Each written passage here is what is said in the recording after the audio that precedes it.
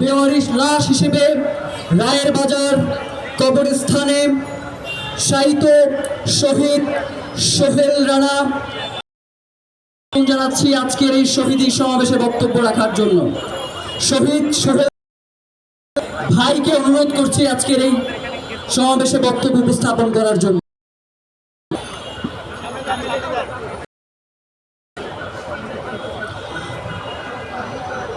আসসালামু আলাইকুম। আপনারা কোন দল ফিরে আনার কথা বলছেন? দল আমার জলজ্যান্ত বড় ভাই শহীদ মোহাম্মদ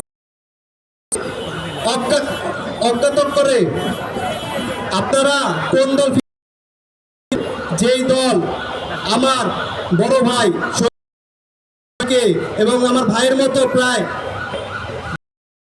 সন্তানকে গুলি করে হত্যা করে লাশ গুম করছে এবং কি ভাইয়ের সন্ধান এখন আমরা পাই নাই।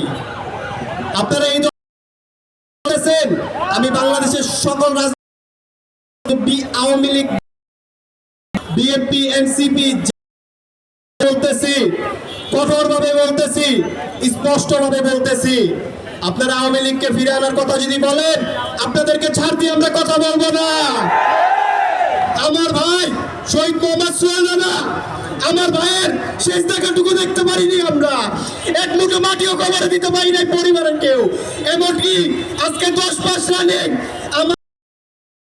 আমি আজও জানি না রায়ের বাজার বুদ্ধিজীবী কবরস্থানের আমার ভাই সহ 114 জনকে দাফন করা হয়েছে। এই অন্তত চাই আজ 10 মাস রানিং হয়ে গেছে, আপনারা কেন আমাদের ভাইদেরকে শনাক্ত করে আমাদের কাছে আমাদের আশ্রয়স্থলের জায়গাটা দেখাইতে পারতেছেন না? প্রশ্ন। দ্বিতীয় প্রশ্ন, আজও কেন আমাদের ভাইদের রাষ্ট্রীয় স্বীকৃতি হলো না? কেন পুনর্বাসন হলো না? শহীদদের ফ্যামিলি কেন পুনর্বাসন হলো না? যে খুনি হাসিনার নির্দেশে আরো 2000 অধিক মায়ের সন্তানকে গুলি করে হত্যা করা, আমার মার মতো মা 2000 অধিক সন্তানের মা এখনো ঘুমায় না, এখনো ঠিক মতো ঘুমায় না, চোখের পানি ফেলে।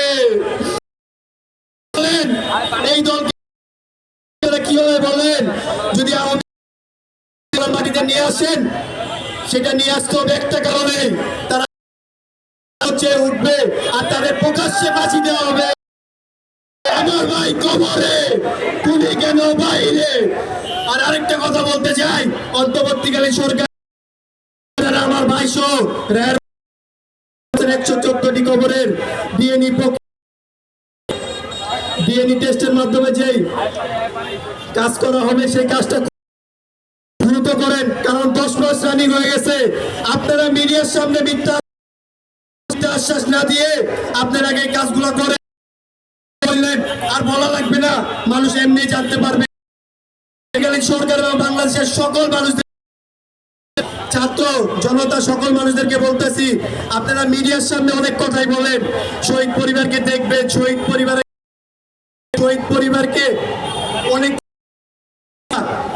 বাস্তবে কোনো আমরা মিল পাই না। সামনে আপনারা মিডিয়ার সামনে বলেন আমরা বাস্তবে কোনো মিল পাই না। আগে মিডিয়ার সামনে বলবেন না, আগে কাজগুলো করেন, তারপর মিডিয়ার কাছে বলেন। আর বাংলাদেশের মানুষ, আমি একটা কথাই বলবো, কে ফিরে আনার কথা যে বলবে তার যেন আসরের ময়দানও ঠাঁই না হয়, ময়দানও ঠাঁই না হয়। খুনি হাসিনার বিচার চাই, বিচার চাই। আমার ভাই কবরে, খুনি কেন বাইরে? আমার ভাই কবরে, খুনি কেন? কিছু কথা বলবে?